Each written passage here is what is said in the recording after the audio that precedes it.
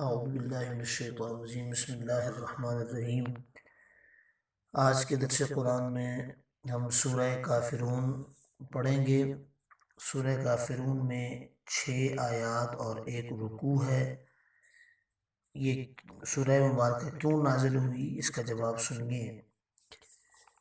یہ سورت ان ضدی اور سرکش کافروں کے متعلق نازل ہوئی جن کے متعلق اللہ تعالیٰ کو علم تھا کہ وہ ہرگز کبھی بھی ایمان نہیں لائیں گے اور وہ بت پرستی کو ترک کر کے توحید اور اسلام کی طرف رجوع نہیں کریں گے، کیونکہ ایسا نہیں تھا کہ ہر کافر کے متعلق یہ کہا جائے کہ وہ کبھی بھی اللہ تعالیٰ کی عبادت نہیں کرے گا، کیونکہ یہ ہو سکتا ہے کہ وہ ایک وقت میں کافر ہو اور دوسرے وقت میں اسلام لے آئے۔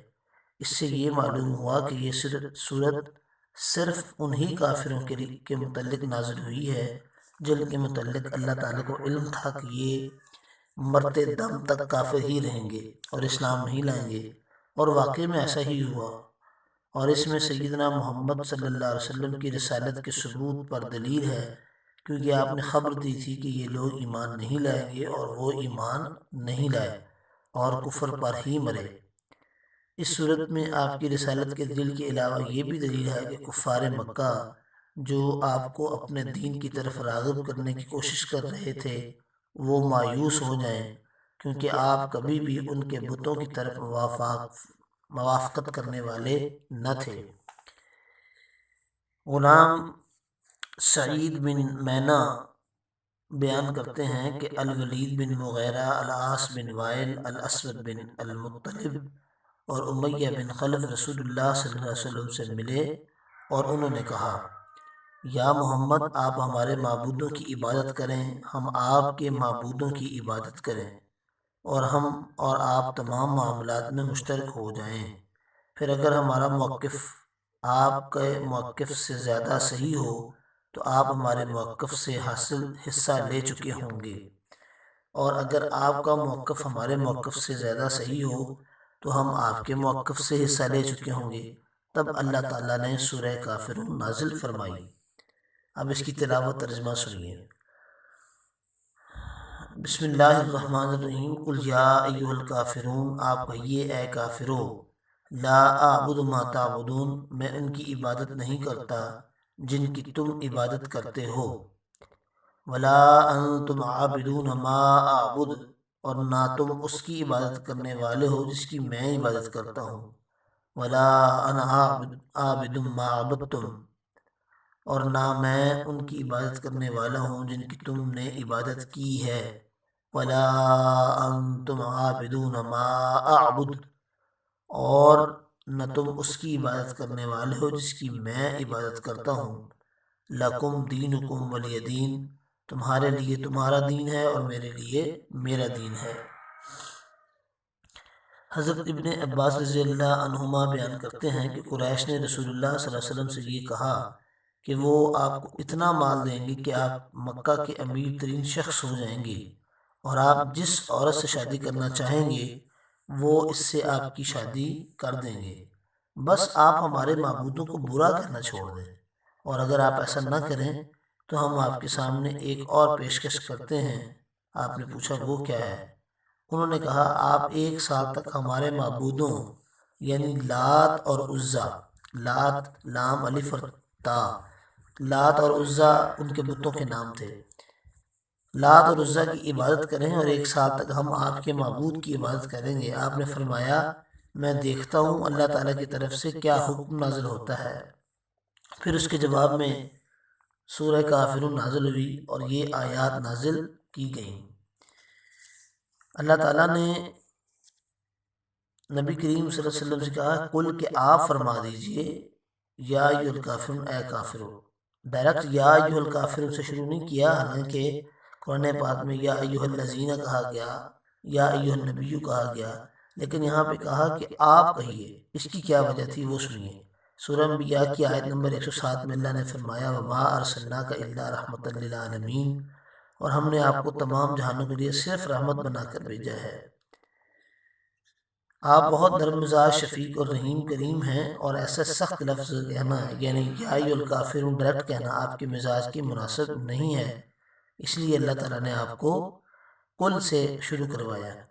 پھر سورہ النحل کی آیت نمبر 125 میں بھی ارشاد فرمایا گیا ادعو الی سبیل ربک بالحکمت والموعظۃ الحسنۃ وجادلہم باللتی ہی احسن، لوگوں کو اپنے رب کے راستے کی طرف حکمت کے ساتھ بہترین نصیحت کے ساتھ بلائے اور نہایت اچھے طریقہ کے ساتھ ان سے بحث کریں۔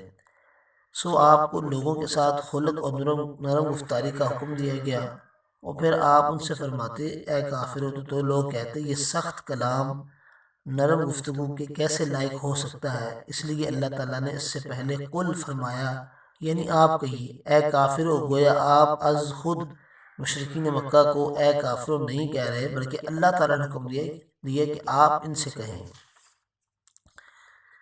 اسی طرح سورہ المائدہ کی آیت نمبر 67 میں بھی ارشاد فرمایا گیا یا ایھا الرسول بلغ ما انزل الیک من ربک، اے رسول آپ پر آپ کے رب کی طرف سے جو کچھ بھی نازل کیا گیا، وَإِن لَّمْ تَفْعَلْ فَمَا بَلَّغْتَ رِسَالَتَهُ، اس کو پہنچا دیجئے، اگر آپ نے ایسا نہیں کیا تو آپ نے اپنا ذمہ جو پیغام تھا وہ نہیں پہنچایا۔ اس صورت کی آخری جو آیت مبارکہ ہے وہ ہے لَکُمْ دِینُکُمْ وَلِیَ دِین۔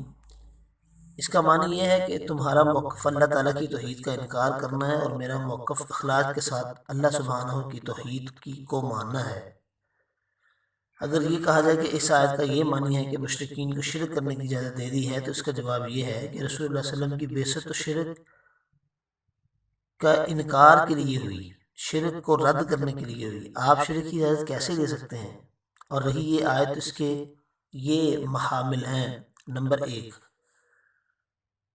میں تمہیں توحید کی دعوت دینے کے لیے بھیجا گیا ہوں، اور اگر تم میری دعوت کو قبول نہیں کرتے اور میری پیروی نہیں کرتے تو مجھ کو چھوڑ دو اور مجھے شرک اور بت پرستی کی دعوت نہ دو۔ دین کے دو معنی ہیں لفظ دین کے، ایک حساب اور دوسرا عادت۔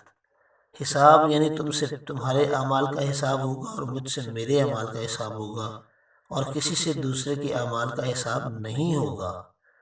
عادت تمہاری وہ عادت ہے جو تم کو شیاطین سے ملی ہے، اور میری وہ عادت ہے جو مجھے وحی الہی سے حاصل ہوئی ہے، لہذا تم اتباع شیاطین کی وجہ سے دوزخ میں جاؤ گے اور میں اتباع وحی کی وجہ سے جنت میں جاؤں گا۔ سامعین محترم، اس سورہ مبارکہ سے یہ سبق ملتا ہے کہ ہمیں اللہ تعالیٰ کی وحدانیت پر پختہ یقین رکھنا ہے، اور گئے گزرے دنوں کی طرح، کفار کی طرح، مشرکین کی طرح اللہ سے شرک نہیں کرنا۔ یہ نہیں کہنا کہ فلاں کام جو ہے وہ فلاں بندہ کر رہا ہے، سب کام اللہ ہی کرتا ہے اور اللہ تعالیٰ ہی کرنے والا ہے۔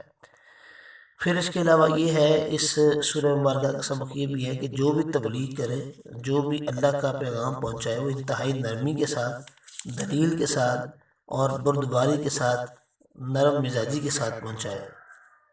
پھر اس کے بعد اس میں یہ بھی ایک آخری آیت میں یہ بھی پیغام ہے کہ ہمیں اللہ کی اتباع کرنی ہے، شیطان کی اتباع نہیں کرنی۔ اللہ سے دعا ہے کہ اللہ تعالیٰ ہمیں اپنی رحمت اور فضل و کرم سے قرآن پاک پر عمل کرنے کی توفیق عطا فرمائے۔